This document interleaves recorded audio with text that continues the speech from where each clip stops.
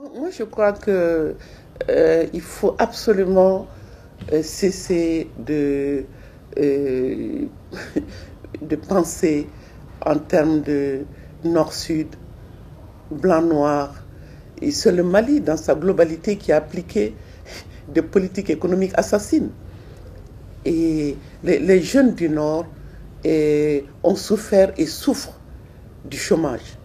Et la quasi-totalité des jeunes qui sont aujourd'hui embarqués dans cette guerre, qui vont tuer ou se faire tuer, sont des chômeurs, des affamés, des candidats à l'immigration. Et eux, la plupart des jeunes du Nord ont émigré vers la Libye. Et le régime de Kadhafi tombe. Bon, ils reviennent, mais avec armes et bagages, dans l'intention, en croyant que la séparation est une solution à leurs maux. Mais ceux du Sud émigrent, ils ne cherchaient. Tous les jeunes Maliens seraient partis s'ils avaient des visas. Ils partent pourquoi?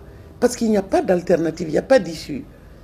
Et à la situation dramatique que nous traversons. Donc moi je crois qu'il faut reconnaître qu'il y a des problèmes au nord, aggravés par la distance, l'immensité du territoire.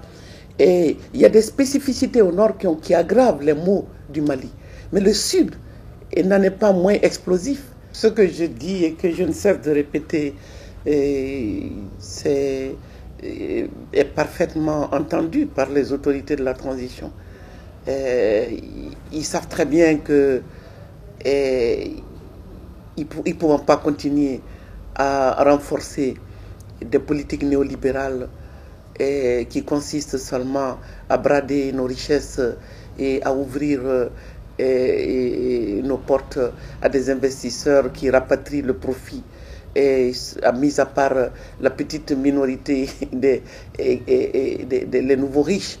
Donc ils savent très bien ce dont je parle. Mais je crois que ça ne les intéresse pas. Ou alors ils voient l'énorme difficulté pour eux d'aller dans ce sens. Et parce que les sanctions économiques qui nous ont été imposées, ce n'est pas pour rien. Et ce n'est pas spécifique au Mali. Et les dominants tiennent aujourd'hui, ont entre leurs mains l'arme du financement. Et les dominants veulent aujourd'hui substituer au développement durable, endogène, tout ce que nous voulons. Ils veulent aujourd'hui faire de la sécurité le problème numéro 1 de nos pays. Ils prétendent qu'il n'y a pas de développement sans sécurité. Moi, je dis que c'est le type de développement qu'ils nous ont imposé qui a créé toutes sortes d'insécurités. Mais nos insécurités, c'est-à-dire qui sont l'insécurité alimentaire.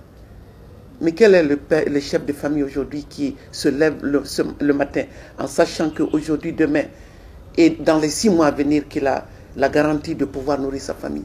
L'insécurité alimentaire, sanitaire, le système éducatif.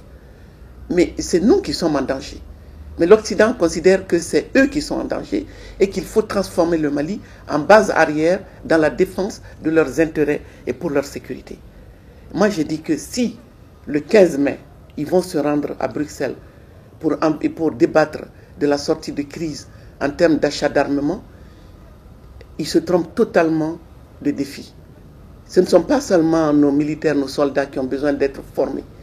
C'est l'homme malien qui a besoin d'être formé. Et ils font partie, ces soldats dont la formation et l'équipement semblent être la priorité, ce sont des enfants du Mali. Si la formation qu'il faut leur donner, ce n'était pas les 500 instructeurs qui viennent leur apprendre le maniement des armes, c'est plutôt une autre formation qui leur permet d'abord, à eux comme à nous tous, de savoir au fond dans quel monde sommes-nous. Où en est le Mali aujourd'hui, dans le cadre d'une mondialisation prétendument vertueuse, mais destructrice et meurtrière, parce qu'elle tourne à la guerre aujourd'hui. Le Mali a été projeté à notre insu dans la militarisation de la mondialisation. On veut transformer notre pays en base arrière dans la défense des intérêts dominants. Mais c'est à nous de savoir négocier. Mais si les autorités de la transition ne veulent pas aborder la question sous cet angle-là, je crois que nous sommes partis pour être occupés pendant longtemps. Et ce serait dommage.